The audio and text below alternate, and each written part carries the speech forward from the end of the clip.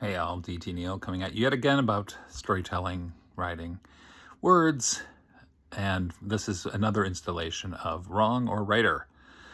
I think I talked about this before a while ago, but I'm coming back to it because it's so annoying. I hate, I hate when people say hone in when they really mean home in. Okay, and I've really witnessed this honestly in the last 10 to 15 years. People starting to say that, and then it just magnifying and multiplying. Hone in. I'm going to hone in on that. No, you're not. You can't. You're homing in on it, as in a homing beacon. You're going to track that signal by means of, no doubt, a homing device, not a honing device. I'll talk about that in a minute. But you home in, okay? You don't hone in. Somebody, a decade or more ago got it wrong, and others just started hearing that because they don't read, I guess, or know anything about origins of words and language. They just went with it.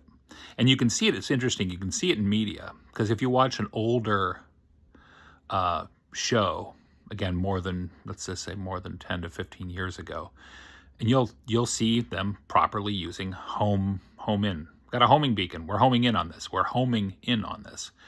And then within that range that I said, like I said, 10 to 15 years, more recently, you'll see characters say, yeah, we're going to hone in on that. We're honing in on this. And I'm thinking, ugh, writers, come on, guys, get it right. You can hone a knife. You can hone an argument, which is to sharpen it. You can hone it. You want to hone a knife, you're going to make it sharper. You want to hone the points that you're trying to make them clearer and sharper. That's what you're doing, right? You're doing that. You're honing. But you don't hone in. You don't. You just hone. You're honing or you're not honing. That's the thing that you're doing. It's not honing in. There's no honing in. It doesn't make any sense. And to use it as the idea of when you're really intending homing in on something, and when people do that, it's super frustrating because they're using it incorrectly, and they don't know that they're using it incorrectly, and it's spread that way. People who don't read don't know the term. They just, oh yeah, I'm going to hone in on that. Now, the sophists out there could probably be like, oh, well, when they're honing in, what they're really is they're sharpening in on the key point. That's what they're doing. No. You're homing in as if you have a homing device, a homing pigeon. Like, I look at that and I say, yeah, so you got honing pigeons? No, you don't. You have homing pigeons. What do? What do those homing pigeons do? They home in on things. They home in on wherever they're headed to go.